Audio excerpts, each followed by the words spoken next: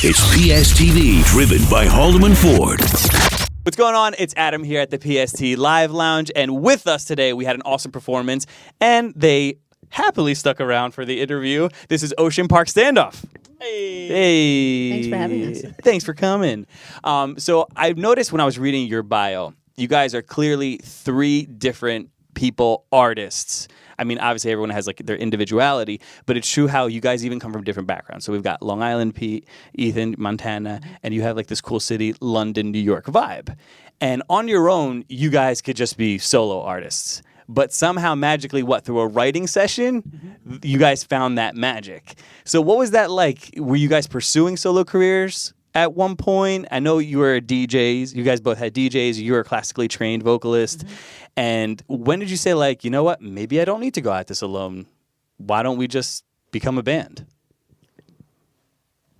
Samantha was the one that suggested it. Really? I like how she's like, anyone want to take the floor? No, because She was. I definitely wasn't going to pursue a solo project. So for me, I just thought it'd be fun, like, yeah, let's make this a band and like actually do it ourselves. But Ethan, I think we're all, we're all still capable of doing I still, DJ and gotta pay the bills somehow. Yeah. And we all pursue the things that we love. And speaking for myself, working in a group situation is just so much more fun. You're right, because I think I saw another interview and you were just saying, like, you were commenting, I don't know it was like a performance of one of yours, and you were saying you looked over at Pete and you were like playing the drums, and you guys both noticed like he just had a happy smile just going at it, and like playing the drums. You guys have that energy together where you're like, I'm not alone anymore. We're Ocean Park Standoff. We're in this together. And it's funny that you suggested it, because I thought you would be like, if you were a V couple, you would be here, because you guys work together, right? I guess production-wise, and then you, Ethan, and Pete were in school together, right? Like music school. Yeah. So it's funny that you suggested, like, wait a minute, you know me, I know you. Let's do this thing. So what was the first time that you said, okay, technically I would imagine the writing session was for potentially another artist. When did you guys decide to be like, these songs are too good that we're creating, this should be ours? I think what happened is we wrote the first couple songs, and when we first started writing them, Samantha was the one that suggested, like, let's not write these for pitch, let's just write things we enjoy. Oh. So it started off kind of reverse, where we started off writing songs that we liked, and then it got to a point where it was like, hey, we're also enjoying each other's company, and let's make this into a project because these songs feel really strong and we're really enjoying the time that we're having together. So then we took it from there. That's perfect. Yeah. And I always wanted to know, because, like I said, I try to do my research before I get in front of an artist or a group. What a novel idea. Yeah, right? Be prepared, kids. Happens in kindergarten. I never heard anyone ask you yet how you guys got your band name, because it seemed like when I was reading that, I guess your home studio by the ocean kind of became like the de facto home studio, and it was by the beach. Did that have any effect or influence on the music you created and maybe your band name? Because you guys were like by the ocean? Or is this completely... Is this false? Like, is it really the home studio? No, we have answered this like a lot of times, though. Yeah. Why have I not found it? I swear to you. So, me and Ethan live in the Valley, and Samantha lives in... she used to live in Santa Monica. She sold her house, but... Anyway, it's like a 40-minute drive, really. Like sometimes it could be longer. Anyway, we were on our way to Samantha's house, and there was the street was blocked off, Ocean Park Boulevard, right by our house. And what's the cross street? Ocean Park and 10th Street? Yeah, Ocean Park 10th. If anyone knows Los Angeles. Anyway, so it was blocked off, and bunch of cops, SWAT team, like craziness going on. So we were late to Samantha's, and Samantha always says at that time we were generally on time. We weren't late. we consistently got less and less on time. Anyway, so yeah, we just got there. We looked it up and realized that there was a guy with a shotgun shooting at cops or something. No. There was a standoff, which means no one was shooting.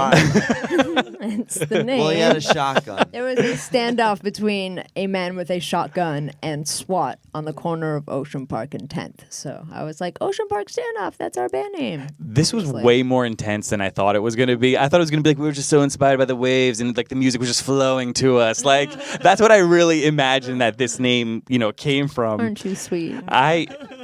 Clearly, I live in my own rose-colored glasses world. Speaking about Lost Boys, you guys said it was the first song you wrote. So did you guys want to have a vibe of, like, let's just be free and, like, careless, like, literally not caring about tomorrow, which is kind of repeated throughout the song? Is that, like, the vibe you guys wanted to achieve? Like, if you guys had, like, one message, I mean, obviously, as artists, you've got multiple messages. Yeah. But as the main theme of your EP, which just came out, is that, like, the main vibe of just having fun and just having this free, like, don't care about tomorrow? Yeah, mixed with love. That's the thing is it's not caring. It was not care about. Let's take the night off from caring about tomorrow. So basically, what we wanted that to be is we're always stressing about the future. We're always wondering what's next. And it was saying let's take this time right now to be fully in this moment and just enjoying. You know, that's true because we all get caught up in like a day. Yeah, and then when tomorrow comes, we're not going to grow up. At least not till the sun's up. Yeah, true. So that gives you like. The weekend? No, because you basically get that evening, and then once, light of day kind of vibe, you're like, oh man, back to being responsible. Yeah. It is true. Adulting. Self-reflecting now. Why isn't Lost Boys mentioned at all in it? Because obviously it's a title that fit that record, but is it just... I'm just a Peter Pan fan, and that's what the vibe... It reminded me of like what Lost Boys would be, how they would be spending their time. Yeah. But... It's just because we're not going to grow up. Yeah, it was derived from that pre-chorus line. We're not going to grow up at least not till the sun's up. That's awesome. Yeah, that is really cool. And it felt like round we named it Lost Boys. It just kind of took a life of its own, and we never went back. Just like Ocean Park Standoff, kind of the same thing. Can't do it. Yeah. Now, who comes in? Because obviously, from reading, it seems like you guys are you guys helm the lyrics and then you kind of handle production. But then you have a say about production as well because you're musically inclined. I mean, you all can put in, but would you say head lyricist would be? No. Oh. So like Pete does like 90% of the production. Okay. And then we do the songwriting, like 90% of the songwriting. And then we all kind of the sound is ours, so we all bring our own thing to the table, which is what makes what we do all together different from what we all do apart. And I'm just like a huge fan of analog gear, and so I definitely stress that, using like the original synths as opposed to like the computer versions and that. But it's really, really like the three of us completing a song. It's not like, okay, this is what I brought, put some music to it.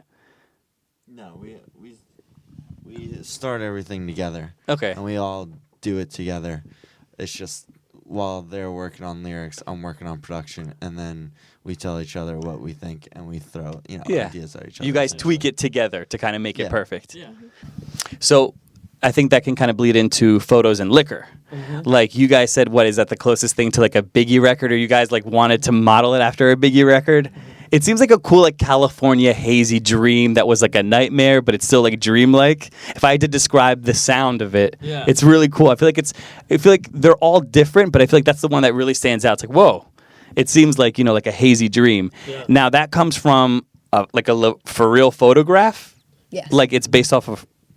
Yeah. Yes. Yeah, it was based on when we first started writing it was based on the photograph, but then we took it from there to start talking about, well, what do we want to say about that? What do we want to say about that? And that was when we came up with the idea that we wanted it to be about glorifying the past, and you do that a lot, especially when alcohol is involved and love's involved. Yeah, like romanticizing things as opposed to like we remember things how we want to remember them as opposed to what was. And we were just we were more so taking an idea and then painting a picture, because you don't want it to be too specific where you can't relate, because you're just retelling one experience. And so we were just like painting like a hazy photograph, because between the two of us, then we can both relate. Like so it started with your relationship, that photograph? If you don't mind me, well, actually, actually, the original lyric was, "It's the booze, it's the hose, it's the drinks, it's the liquor," and then we. No. It's like, is that where you came in and you were like, no. No, we were all into it. We were like frat boying out. And then we were like, yeah. Biggie, right? Biggie was the main inspiration. Nope. No, but that's how things often go. Is we'll freestyle a bunch of melodies. We'll have dummy lyrics. Then we'll come and be like, all right, is this what we actually want to say, or what do we actually want to say? Got it. And then we'll Okay. dive into it more. Little known fact about that song: the bridge was initially the verse, and then Pete made this string section while we were working on it, and it happened to be such this beautiful thing that we had crafted that it felt like it was a dreamy type vibe. Yeah. That we put it over the bridge just because I was just singing through the song, and I sang it over the bridge, and it was like, oh my God, this is what the song is this is the moment that we're dreaming about, that we're romanticizing, and the rest of the song is talking about the present moment, about how you're thinking about that moment. This is like so deep. It's like so early, like the afternoon. I'm like, wow, we're really on a musical journey. So talking about upcoming things, so we're not too far away. June is another upcoming tour for you guys. Excited? Are you guys going at it solo? Are you guys bringing guests? Are you part of a bigger show? I just saw tour We're the dates. guests. Oh, we're opening for Third Eye Blind and the Silver Sun Pickups. Yeah. That's awesome. Summer Gods tour. So do you guys feel like can like sneak backstage and be like, hi, we're on tour with you guys, can you hang out with us? Like, have you had any interactions yet, like to say, like, did they send you like a video like, hey, we can't wait for June, we're gonna, this is gonna be awesome? Just tweets. And also I feel like we just want to like keep Just our tweets. heads down, so like we can't get into any sort of trouble. Yeah, we want to make sure we don't get fired. So. It's like, hi, we like your music. Maybe they won't notice that we're there. They should notice you're there. I'm telling you, you guys gotta be best friends. Be like, I love your music, please, let's write together, please. Oh, No, we're gonna definitely fans. Yeah. but just like, Keeping it please low. don't kick us off. Yeah, keeping it low key until Don't send us home. Now, is there any tour essentials that you guys have to bring with you, or Tour what? Oh, tour tour essentials. tour essentials? Yeah. Is there any, like, if you could bring, I don't want to say one thing, but one thing on tour with you? My dogs. Yeah, that's what we're bringing. So just everyone, do you all have dogs? No, we're bringing her dogs. Okay. Like they're like basically ours at this point, because one of them I got right when we had really buckled down to start making the EP last year. So Was the name inspired by?